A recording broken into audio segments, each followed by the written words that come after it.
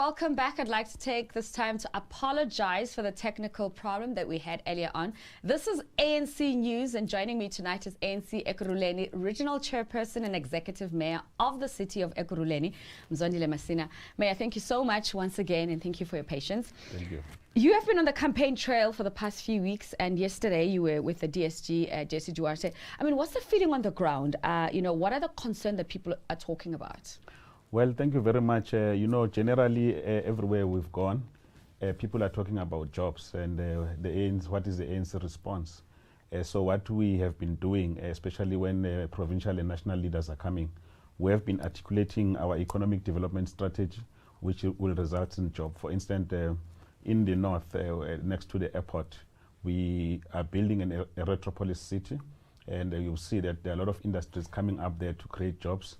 We are facilitating a pipeline investment of over 300 billion, and a number of jobs are going to be created as we speak. In the south, for instance, we've just launched the inland port, which is a 23 billion rand project that is going to create about 110,000 jobs, just a stone throw away from Magagula. In the east of Ekurhuleni, we are doing Prasa Kibela, and we are building lots of industries there. We've already started producing train, but over and above that, a lot of small industries are emerging out of that complex. So this is our response, including what we do for township economy, because we've got to ensure that we can work to create a number of opportunities. Now, in building better communities, access to land is one of the key deliverables. I mean, how are you achieving this in the city? Well, upon assuming office in 2016, we did a land audit in the city. We found, amongst many things we found, was that we had about 300 farms which were just lying fallow, nothing was happening to them. So we needed to activate an agricultural program for those farms. We also have about 11 strategic land parcels that are ready for development. We have gone out with regard to those so that we can create mega opportunities for our people. But we also are busy with the rapid land release program, which is basically giving service sites to people like your petrol attendants, to people like your cashiers, and and people like those who are earning between 3.5 and 7,000, so that they can build their decent homes. What government does, we also give them 7 choices of plans, so that they can build a settlement that all they can enjoy. But these are the things that we are doing, and we believe that we've got to ensure that, especially in the informal settlements, where the land is owned by the municipality, will put services and make those sites available for the residents who are already residing in those, so that we don't have to be chasing people away. So even in those spaces where people are settled, social facilities become a key issue. I mean, decent housing, access to like fire stations and clinics. So a lot of communities feel that they don't have access to such. How has the city fared in that regard? Well, we've fared relatively very well. In 5 years, we've built about 10 fire stations, about 5 police precincts. We've built about 10 clinics. These things are basically meant to deal with the ratio so that people don't have to travel long distance to deal, to access public services. And our population is growing, so we've got to make sure that we can respond with all the social amenities so that our people can have access. So I think relatively throughout the city, we are really building infrastructure to ensure that it reaches all corners of the city. Job creation is also a conversation where young people come in and they're saying, we don't have access to job opportunities. Women who mostly are sole breadwinners in communities as well. What are the key initiatives that is targeted at that particular demographic? Look, just in 5 years, we've spent about 500 million. And we've taken about 10,000 students to go to different universities because we realized that we needed to build the skills and capacity of our young people. But when they come back, many of them, they do have access to opportunities for internship, but we have partnership also with private sector to try and make sure that we can place those young people.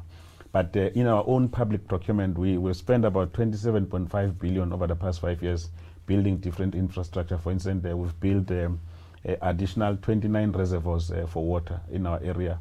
We've built about 61,000 houses for the people.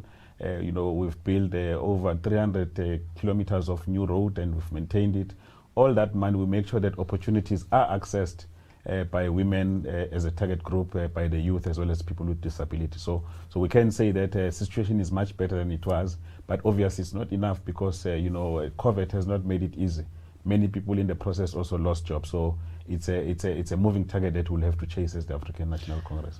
So not only are you an activist and an active politician, you're also an author.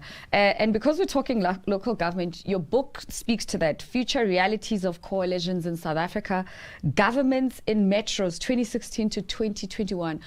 What was the inspiration behind that? And do coalitions work in terms of government and outcomes? Well, I'm an author by accident because I was just recording the story. After I survived the second motion of no confidence, I thought that all many mayors, including where people were governing outright, like Cape Town, like Durban, like Mangaung, where there was coalition, I realized that it's a story that needed to be recorded. So I did so as part and parcel of our contribution, because we've got to learn to write our own stories. And I believe that there's a lot of experience emanating from what we've been able to do in Ekurhuleni. Just on the principle level, what makes coalition government work, what are the things that must be avoided so that you can stay through. Ours was just about good governance, but also focus on service delivery. We never had any hidden agreements that we couldn't explain in terms of public finance. So that's why our coalition succeeded. So I thought that penning this experience will help future generation. I'm happy that many universities are picking up this topic. I'm engaging throughout with academic institutions so that we can build this new knowledge and understand. And the reason why this, for me as a member of the ANC, I must state that our first prize is for the ANC to win the elections. But when the ANC doesn't win the elections, we mustn't be shocked like in 2016 when we don't know what to do. We didn't know what is a coalition agreement, how it looked like, and so on and so on. So it is important, therefore, that we prepare.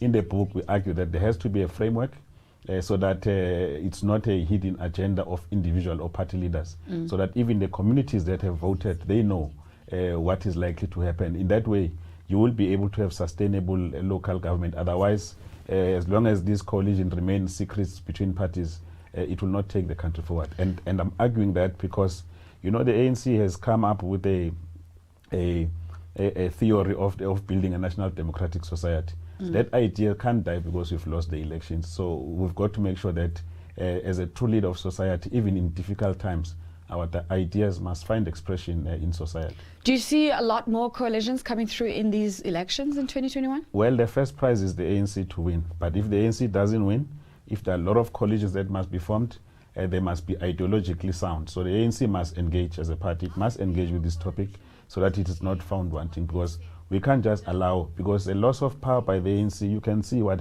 is happening in Tshwane. Our people are drinking, dirty water. What is happening in Nelson Mandela. So the ANC is an organization that cares about community. So it will be important that we win the elections. And when we don't, it must be us who lead that talks about the coalition. It's a subject we must not run away from.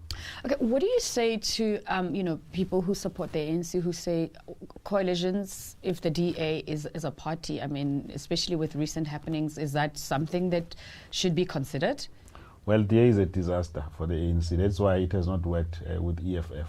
So it's important that, in fact, for me, I personally advocate for many of the black parties, because if you look I've listened to many of their manifestos, we're saying the same thing differently.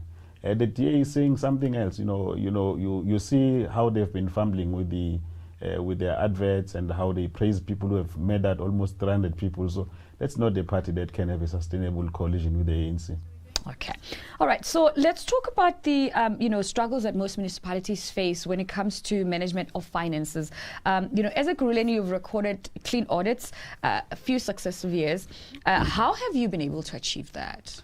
Well, we've not allowed politicians to interfere with administration.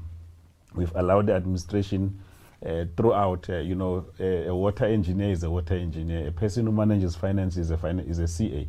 We've got about 11 CAs that have been hired in the system to ensure that there are checks and balances, and we follow all the prescript of the MFMA. But also we've not allowed, as a political leadership, any instances of irregular, wasteful expenditures throughout the term of office. So all the fruitless and wasteful expenditures emanate from prior years, but also we are dealing with them so that we can reduce the opening and closing balances, because when the AG makes announcement, he will say 1.8 billion. It's because that money has been accumulating, or those figures have been accumulating since 2000. And citizens who do not know, they will think that someone is stealing their resources and so on and so on. So the most important thing that I'm arguing is that we've got to make sure that there is a separation of power. Administration must be administration. It must be supported. There must be no interference. There must be a process of ensuring that we push the policy position, they implement it administratively without us having to put our hands in that. That's the way we have achieved our clean audit. And I believe that even the financial year that has closed, we should be able to achieve our another clean audit as we close off the term of office. So the AG also says that most municipalities across the country struggle with the basic control of their books and finances. So you guys have achieved these clean audits. What are the key learnings, and what do you think other municipalities should be doing, if you have any word of advice, so they can find themselves in a similar position where you are? So when the AG makes findings, so he tells you what is wrong in your system of governance, and then he says, fix it. So we prepared Operation Clean Audit on the basis of the findings from the AG. We worked through the term of office to deal with everything that the AG has raised. But in the system, because you've got prior years, but you've got current financial years. So in the current financial years, you must make sure that those things that have been pointed out, they don't happen. Because if they happen, you'll regress. So for instance, if the AG has said you're not managing your assets correctly, anything that has to do with asset management in the current financial year must mirror that which you are trying to fix. In that way, you will have clean you'll have clean books. But it's very, very difficult, especially at local government level, to get a clean audit, because we are dealing it's a big institution, administering almost 57 billion rand, and there are a lot of points of procurement. It makes it very, very difficult up to the level of stores. They buy one or two items, so you've got to make sure that everyone who's buying is ethical, has got integrity, but also they know that there's a system that anything that happens, you can be able to trace them. Now, achieving or getting confidence from the residents is also very important. So the Gauteng Regional Observatory Quality of Survey of 2017 and 18 revealed, in terms of satisfaction with services, that your metro was ranked number 1 ahead of Johannesburg and Tshwane. What does that speak to, and how did the residents respond so positively to that survey? What were the key factors that influenced that? Yes, I always explain that in local government, every minute something breaks. So your ability to fix it within a specific time and communicate to residents is what gives confidence to the system. So if there's a sewer, so you mustn't promise people that there will be no sewer, because there's nothing like that. The infrastructure is old. So if there's a sewer, you must say, in 24 hours, I will sort it out. And you must stick to your word and sort it out. So as water or energy and things like those, including when you've got problems. For instance, one of the major problems that we have been experiencing is on waste. The population has doubled. The waste strategy needs to be revised. Because in one household, for instance, in Tembisa, you've got about 3 or 4 or 5 or sometimes 6 shacks. They contribute to the waste, so they have one bin. So if you stick to that, it means there will be a lot of illegal dumping. So we're able then to put up a strategy to counter, but the communication and sticking to the time period in which you indicate to citizens that you'll sort out their issues, it's what has resulted, not just the Gauteng Observatory, many other independent institutions, they found that we're able to be responsive with regard to issues of service delivery.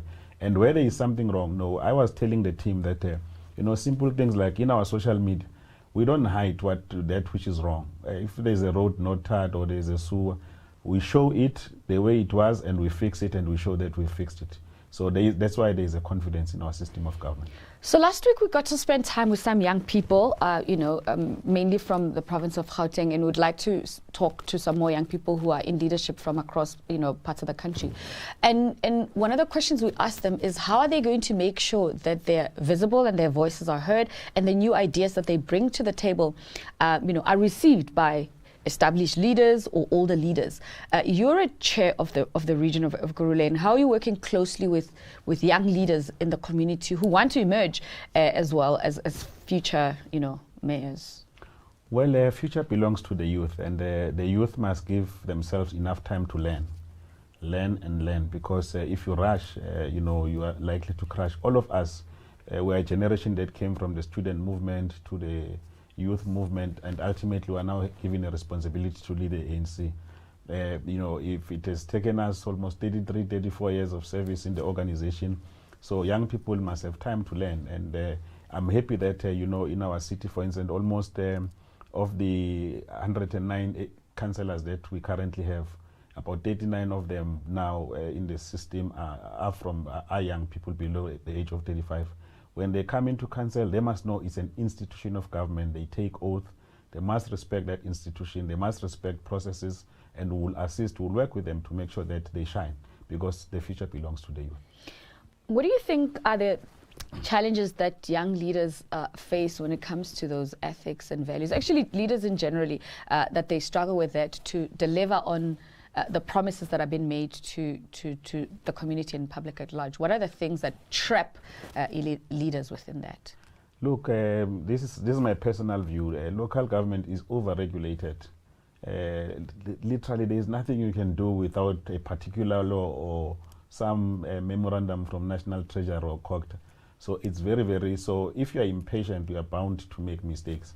So, and you just have to always constantly act on the advice, because if you ignore the advice, you are likely to make a number of mistakes in local government. Okay, and those who are saying, I'm definitely not going to be voting ANC on the 1st of November, how do you speak to them? Well, the ANC since 1994 has been acquiring experience, which has worked. As I said, that if you look at how generally, nationally, the ANC has fared. We've built universities, we've built power stations, we've built over 700 schools throughout the country. From mud schools, we've built massive infrastructure throughout the country. So the kind of experience that the ANC has, the citizens will be gambling their votes. If they don't vote the ANC, they vote other parties. What we need to deal with in the ANC is some of the behaviors of individuals who think they're above the organization. That we'll have to deal with. But I think punishing the ANC is equal to punishing your own communities, because nothing is going to happen. This morning at 8 o'clock, I went to Ward 65 in Davidton. The communities they were complaining is a township that has not been proclaimed since 2006. But since we came in, some activities have taken place, and we now know that in the near future we'll proclaim that township. When they were saying they were not going to vote, I was telling them that it means you are non-voting for the delay of the service that you so need. You raise it as a concern. We say we're here to solve it, that you are saying you are not going to vote. By the time we end that meeting, I think that communities understood that they have a responsibility to hold the ANC to account, but they have a responsibility to do so if they've also, respected their own, rights to go and vote. So voting the ANC for me is the right thing. I've never seen such massive contestation of power. There are 32 parties contesting in Ekurhuleni, 34 independent candidates. For what, when those people are just forming parties to contest election? They are never there in communities to service our people. And the ANC, through its branch structures, is able to deal with some of the issues that are affecting our communities. What does the proclamation entail as we wrap up? So all the township, before you can be a township, to get a title deed, then we can spend municipal money. The township must be proclaimed. So a particular level of government, in particular COGTA, takes, they put it in the GIS, they register the township so that the township is known as extension whatever, and then you are given stand numbers. Then in that way you receive services. Outside of those, you are unable to receive services, because you can't spend money. When they audit, they will not be able to see that particular township that it has been established. Okay. Thank you so much for joining us, and thank you for your patience with technical challenges that we had earlier on. Thank you. Thank you very much. I'm calling upon all voters to vote the African National Congress on the 1st of November. Great stuff. Well, thank you for joining us for this episode of ANC News. From me, I'll see you next Thursday. Happy Sunday. Good night.